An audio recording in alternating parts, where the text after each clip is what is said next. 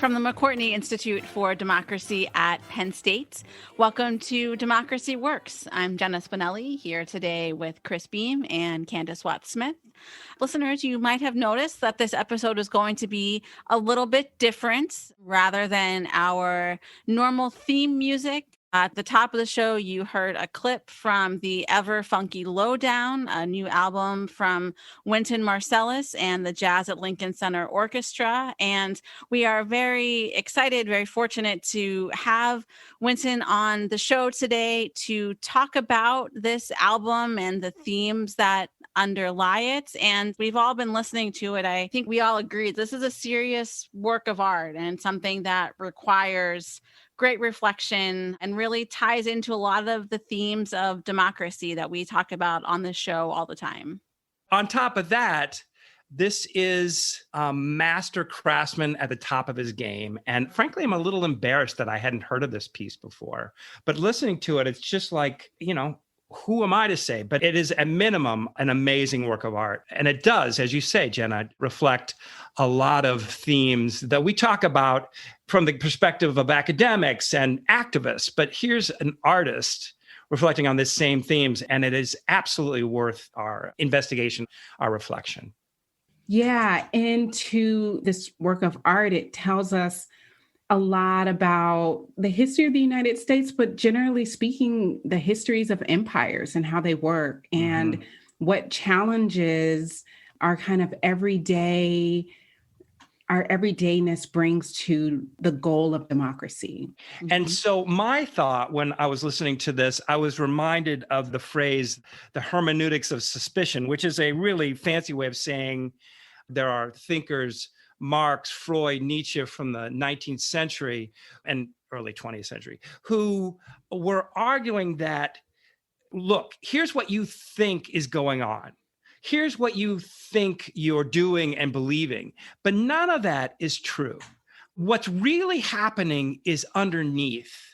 And I'm going to show you what that is. And I'm going to make it clear to you for the first time your role in it. And it's only by doing that, only by presenting you with the truth so that the scales can fall from your eyes and you can see for the first time that you're being hustled, that you can actually genuinely respond to it.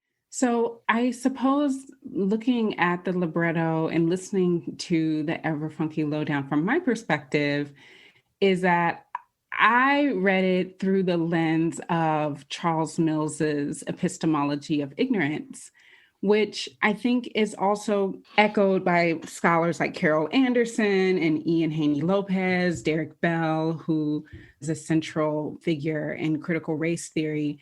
But ultimately, it's kind of, we know what we want to know and we don't know what we don't want to know. And that works if you are trying to produce a society that is hierarchical, that money is central to the way that things work, that self-interest is. And we sometimes don't want to know the answers that undermine the way that we think about ourselves and think about our society as maybe fair, egalitarian, meritocratic, so on, and democratic. And decent, right? So in the CD era, and same for like the records era, you listen to it from front to back. And now, and I'm not, I do this too. You kind of listen, you just put on a playlist in the background and you get a mood. You don't necessarily need to listen and you can just let the music wash over you. But this requires a deeper level of engagement. And so I was really pleased to engage with this material and learn more about Wynton Marsalis and his kind of orientation toward jazz and democracy and how he links the two and sees them in relation to one another. And so like jazz, which demands more than just letting it wash over you, democracy also requires more than politics. So Wynton Marsalis says that jazz is this inherently cooperative thing. And we always think about jazz as being improvisation and free and, self-expression, which of course it is, right? But he's saying that expression, that freedom only works when people are cooperating, when they're working together, when they're collaborating, when they're taking each other seriously as fellow participants and respecting their contribution. And man, if you wanted to have 3 sentences that describe what we need to make our democracy work better, you could do a lot worse. Yeah. No, that's a great transition, I think, into the interview. We pick up talking about some of these themes on jazz and democracy and how they're similar. So yeah, we're really excited to have Wynton with us on the show today. So you'll hear now another clip from the Ever Fonky Lowdown as we head into the interview.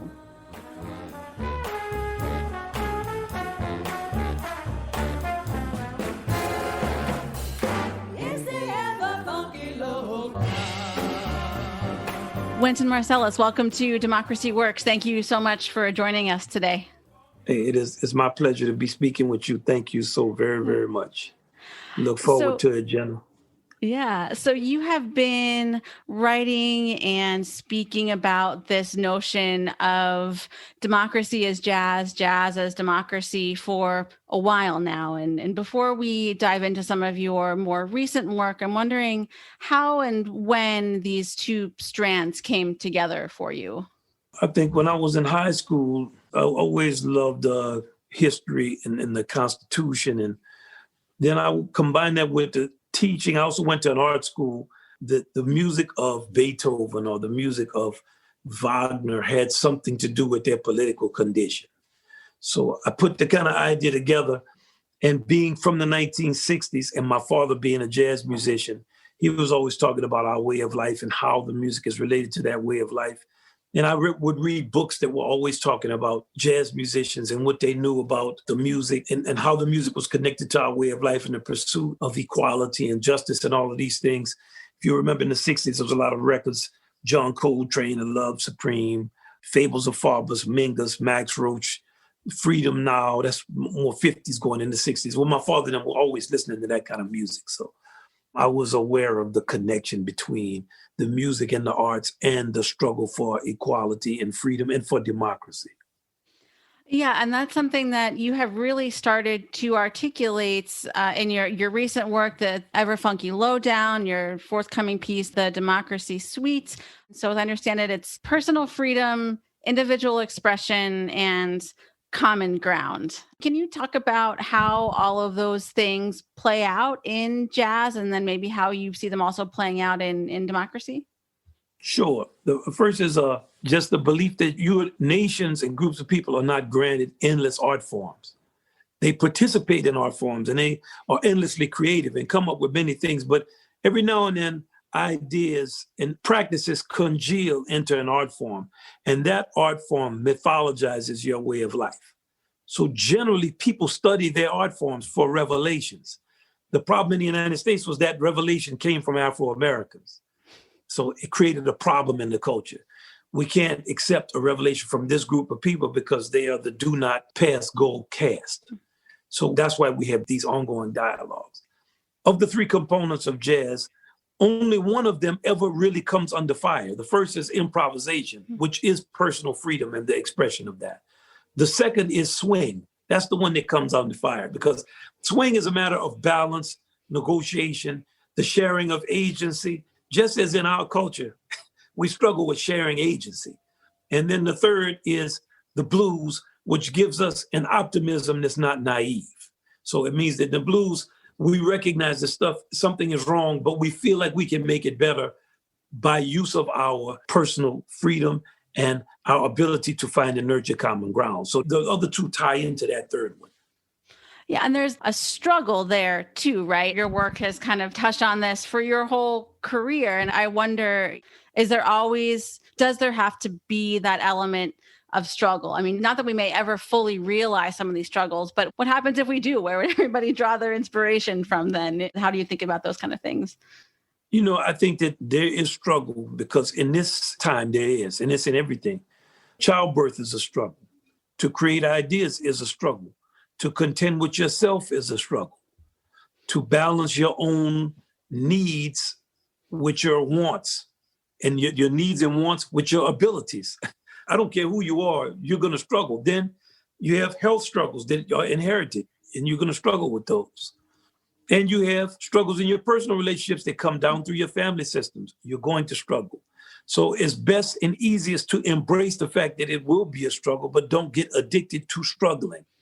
Instead, become addicted to riding waves and finding, like John Coltrane, interesting interview he gave, he said he was trying to find a one through line through all these complex harmonies.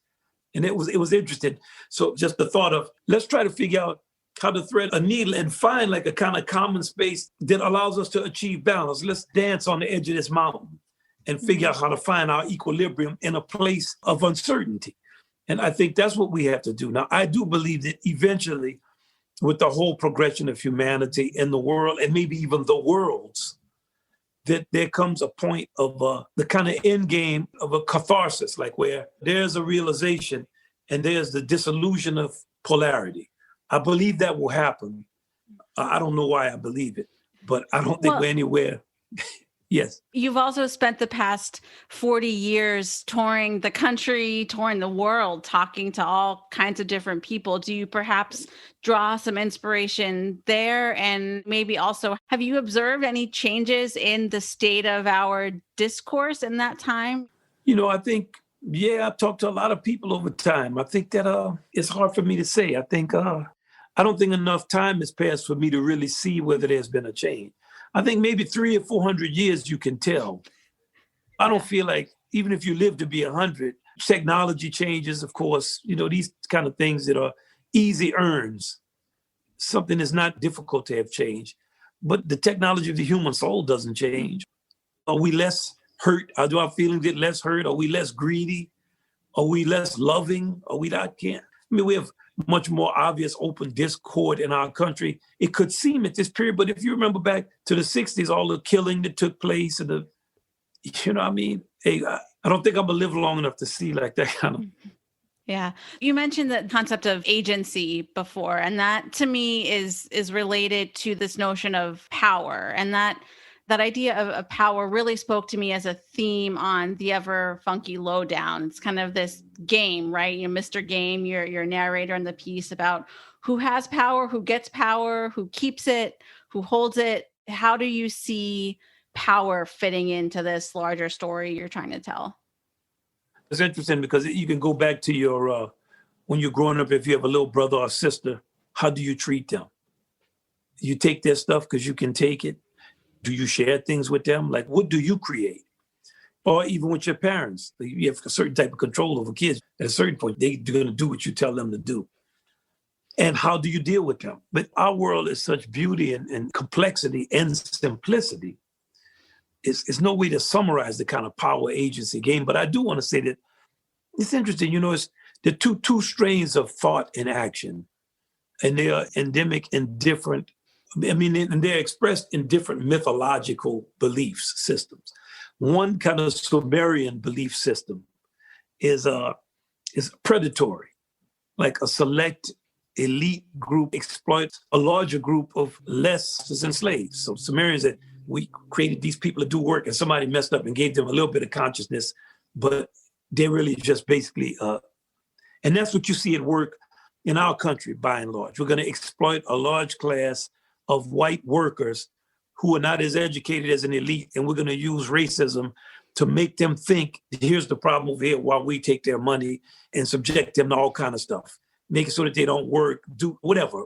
All the mechanisms, they've been going on since before the Civil War. So that's one. And the other is a symbiotic, which is reflected more in the book religions that we've, and I would even include Buddhism. It's not a book religion. Buddhism is just the kind of, the leadership invest in the largest population of fellow citizens, and they create a more equitable and livable world for all. Now, that's difficult to invest when you could take. So if you think that the main problems we currently have in the world, if you think about the realms that we all as human beings, the first would be business, trade. We learned about trade immediately. We could be little kids. We knew when I was growing up, we played marbles, and we knew how much a cat eye was worth as opposed to this. We start trading marbles immediately. We didn't anybody tell us. So we have business, we have a religion, This is what we believe.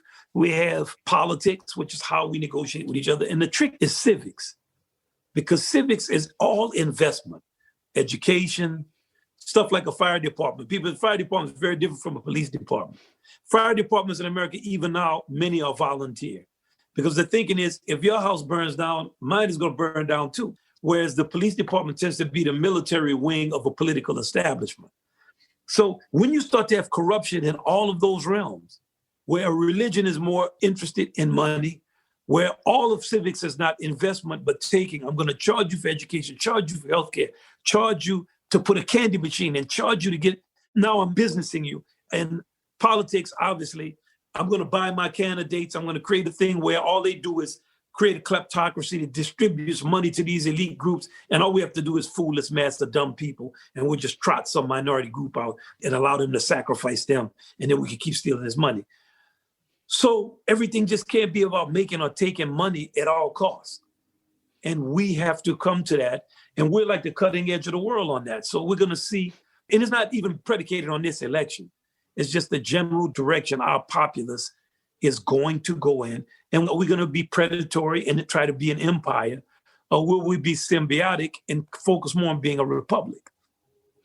Right. And that's the struggle, as you said, it's been going on since the founding of the country and certainly others as well. And I've also, speaking of the founders, I heard you describe them as beboppers recently. Can you talk a little bit more about that comparison? When you look at the diversity of talents of, Madison and Hamilton and even Washington, even if people kind of try to disrespect Washington had an important purpose, and Ben Franklin, and you start to look at the skills that people uncommon. Now you have a whole history of your nation. You did not have another time period since then where you had those types of people in the foreground, 3 or 4 certifiable geniuses. And in bebop, we had the same thing. You had Charlie Parker, Dizzy Gillespie, Thelonious Monk, Kenny Clark. We haven't had a time of those kind of concentration of thinkers in one place who could actually achieve the things that they achieved. You have Miles Davis, Max Roach, all kind of hovering around at the same time. That's in the way that I meant that. Yeah. So thinking about that game you were describing, there's a thought out there that if you try to find common ground, that it is in some ways just perpetuating existing. It's just kind of another way of perpetuating existing power structures or keeping this game going, right? I mean, so how do you see that notion of finding common ground fitting in with this larger game that's happening in our society? Well, if you're finding common ground, you're not trying to exploit people. So you're not fitting into the existing. Now, all of a sudden, your kids' education, you're not fighting over whether you want nutritious food. You're not fighting over whether people should be able to pay for sickness. You're not fighting over people having $400,000 in student debt. That's not a battle that you're having because you're thinking of the larger ground and you're saying, well, okay, this country gave me X and this. I want people's kids to be educated. I don't want them to not. I want to make sure we have a good junior college system. I want to make sure our state universities are well funded. I want to make sure I don't want my sanctioned violence force committing crimes against citizens because they don't have money or because they always show up as predators in movies or because they even degrade themselves. I don't want, just certain things are going to go away because you don't want that. That's not what you're interested in doing. It's like a person comes home from work. They don't want to come home from work and start hollering, screaming at their husband or hollering, screaming at their children or husband hollering, screaming at the wife and kick the dog and do everything because they're anxious about stuff. If they don't want to create that environment in their home, regardless of their personal situation, they're going to try not to do that. Doesn't mean they succeed, but that's not going to be their goal. Their goal is not going to be, when I come in here, all of y'all shut up. You understand? Yeah. So we have to decide, do you really feel good about being what you are? And it doesn't matter if you're on the left or the right. And if you really feel good about it, okay. But your problem is not the right. Your problem is not the left. You are the problem.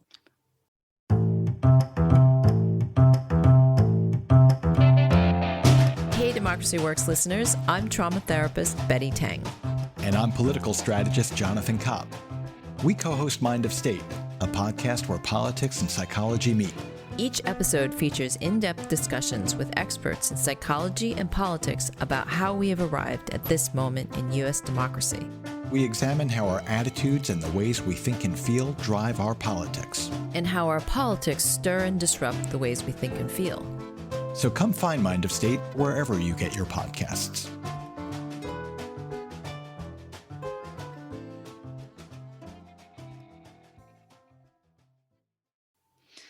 Yeah, and that again comes back to that idea of agency, right? You have the ability to change and control some of those things.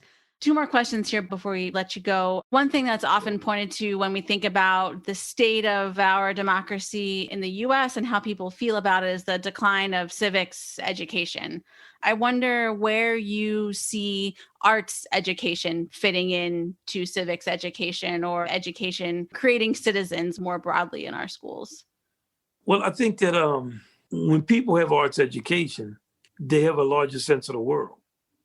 And if you really think about it, they have a larger sense of what the world was. The more you have an understanding of the texture of life and the ebb and flow of life, and the more you're put into an understanding of human circumstances, you're able to have a nuanced view. And the more nuanced your view is, the more you can find simplicity in complexity, ironically. The less nuanced your view is, it's kind of like in a biblical sense what the devil does. The devil simplifies things for you. Go get them. It's like, so yeah, the fact that we've chosen not to educate our kids in our arts, and the fact that we've chosen not to teach geography and civics and things that give us a sense of the world and our place in it is an indication of a deep, deep troubled ignorance and a lack of understanding. But once again, let's go back to what we were saying about that Sumerian mythology.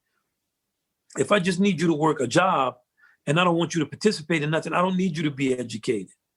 I would rather you be ignorant. It's a choice we have to make. Now, if I want to interact with you and I want you to be powerful and I want to learn and I don't want to curate my life with you as a bit player or you as an extra in it, I want you to be educated. I want you to know about the arts because you're going to teach me. And we still have a ways to go with understanding that and the importance of that, especially with civics.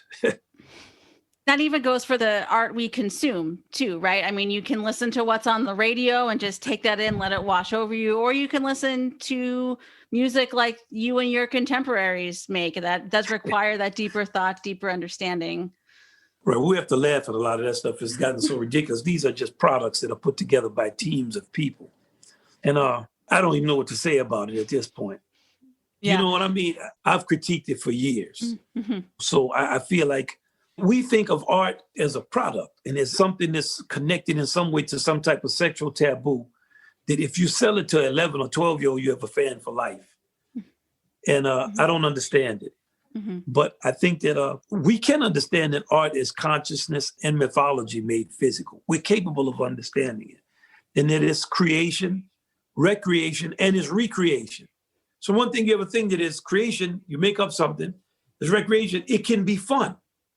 But it's also recreation, like the priest comes out and they say another thing. The priestess does this, and that means this. It's connected to the repetition that is important for us to learn what it means to be us. And that, it inspires inner growth and contemplation. And most importantly for us, it inspires discernment. But, discernment is important in this time because you really don't know when people are lying to you if you don't know. And now there's so many lies going on, you need to be able to sift through things that sound like they're the same, but they're not the same. I think art and that type of education puts you in touch with the mythic substance of human history.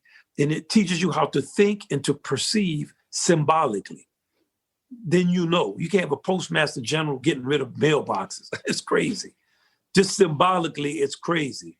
You can't have people trying to figure out how to have you not vote under the guise of protecting rights. Just symbolically. Art helps you also to develop your attention span and your perspective.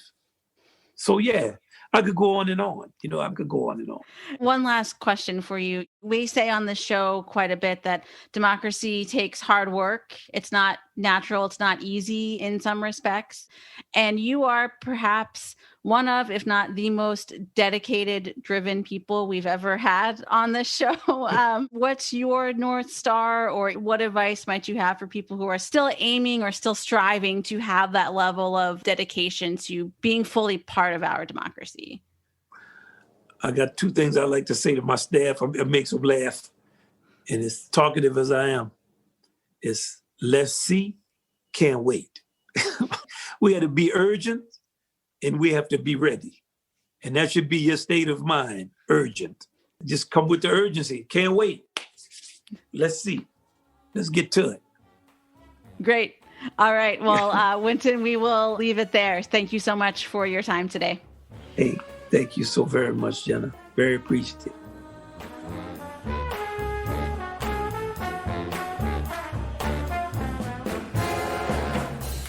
It's the Ever Fonky Lowdown. Yes. You have to believe in yourself to be successful. I see you have accepted that concept quite well. Too much negativity and reflection are like all vegetables and no cake. Follow me while I explain what this is gonna take. I'm Mr. Game. Success is my middle name. I became famous for my financial twerking that showed folks how to make money without even the money working. We could go on and on about me, but we have a lot of stuff to do, and tonight's proceedings are all about you.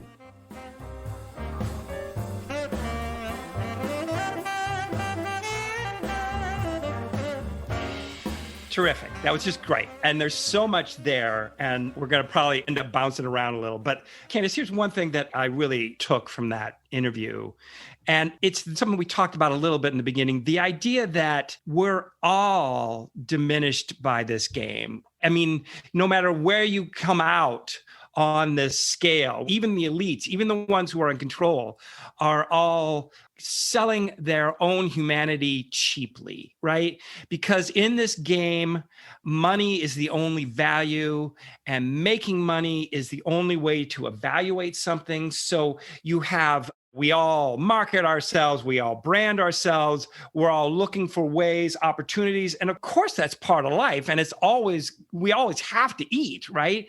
But if that's the only criteria, if that's the only standard by which we say this has value, then we are going to miss things like jazz. We're going to miss things that allow us a fuller expression of our humanity. And I don't think that is some kind of airy thing. This is, Kant said, treat people as ends and not merely as means. We have to treat people as means, but if we only treat them as means, there's something fundamentally unsustainable, not to mention inhuman about that. And I think that comes out a lot in this libretto. Sure. And we can touch on various themes that highlight this. One of the ones that I think he articulates really well is how this plays out for education and art and civics education. In my own work, I've been thinking about demographic change. And one of the things that we see in the US is that the United States is both getting older, and so it's graying. And then younger people tend to be people of color. So it's browning. So it's browning and graying. And in this kind of neoliberal era where people are withholding and looking for the market to solve problems and looking for privatization, what this means is that by holding back on public education, for example, and ensuring that kids get good arts education and good civics education, we diminish our democracy because we diminish the amount of people who have critical thinking skills. Right. We diminish the ability for a larger number of Americans to have an understanding of history and connection across time and space. And there's one part in the libretto where Mr. Game says, "We are winners. We don't reflect, we celebrate." And I thought that that was so clutch because what arts education and civics education does is to require us to learn to reflect. Right. And so, like, what are the implications for democracy when we withhold being helpful to others and when we prioritize money and self-interest over the good of the whole? At some level, it is unfair and almost a different kind of elitism for people like us who are in this very privileged position and who would have had the opportunities to get very well educated and spend a lot more time reading than most people do, to say, you need to think critically, you need to do this, when many of these people are worried about paying the rent, right? And so the idea of being in a position where they didn't have to worry about paying the rent is incredibly appealing.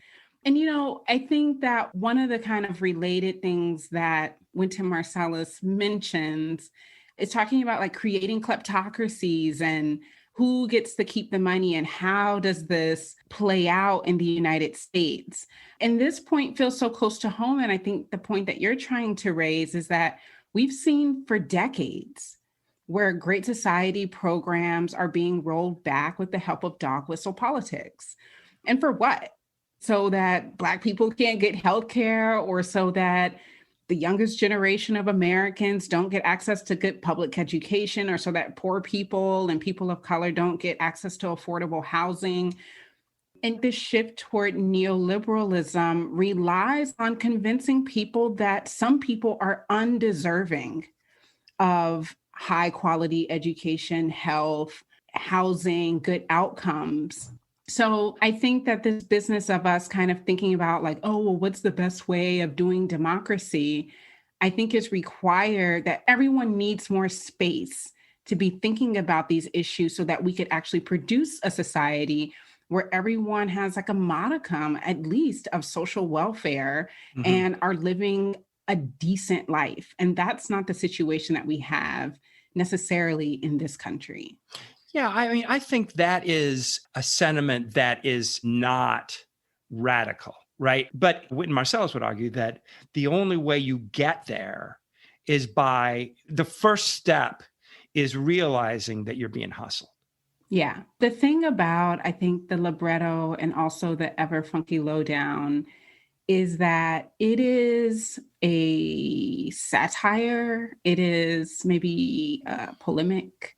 It has like this very dark humor. Yeah, there's some parts that are very funny, but kind of, you're right, dark. Yeah. And the thing is that when you're listening to it, it seems very in the moment. That it almost feels like irony is dead these days. And so you're like, oh, is Mr. Game Mr. Trump? But it's not, right? Like Mr. Game is this kind of hustler, snake oil salesman who you'll sell him your soul and then he'll sell it back to you for a little bit more. And then you feel good about it. And so in that way, I thought it was just really impressive in that it uses this particular form of jazz to tell that story and to tell the story of American inequality, American slavery, American capitalism. There's a part where he says that art form mythologizes your way of life.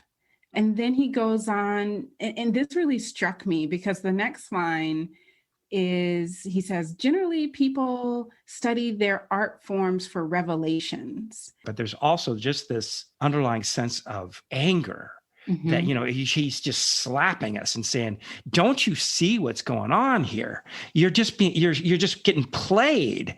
And why won't you just see that and fight back? And that's probably the most positive takeaway you can have from the whole thing, is that take a look at this, see whether it resonates with your experience. And then when you see that it does, fight it.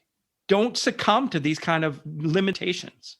And I wonder, and I think that deep inside, I am hoping that this is one of those moments in history that is going to bubble up into major change. And I think that people are awakening to some of what the game is, what Mr. Game has been trying to tell people, that the pandemic has really made clear to more people. And I think it's really important to note that people of color especially have been well aware of the game for a very long time, but that there are more people and more middle class, white educated people who are vulnerable in a way that they hadn't been before.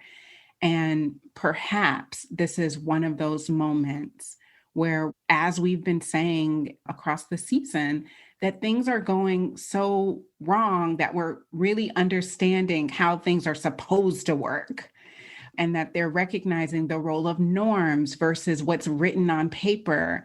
They're learning how the Supreme Court works and how many justices there could be and who's responsible for getting bills passed, really, not just like Schoolhouse Rock's version.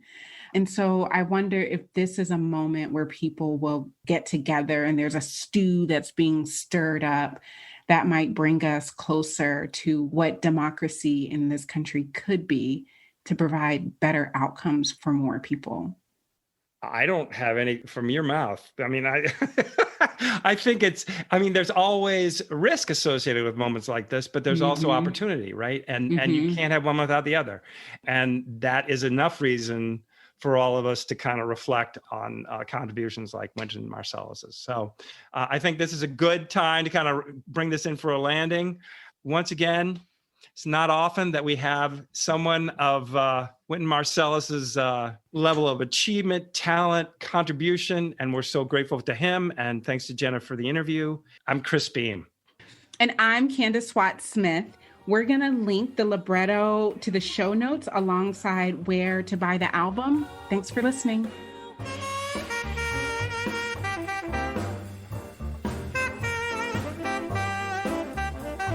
Democracy Works is produced by the McCourtney Institute for Democracy at Penn State and WPSU, Central Pennsylvania's NPR station.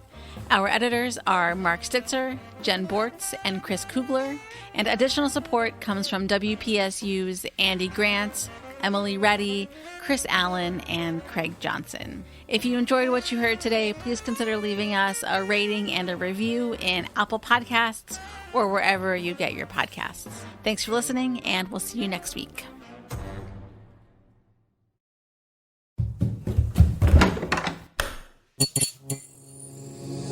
This podcast is part of the Democracy Group,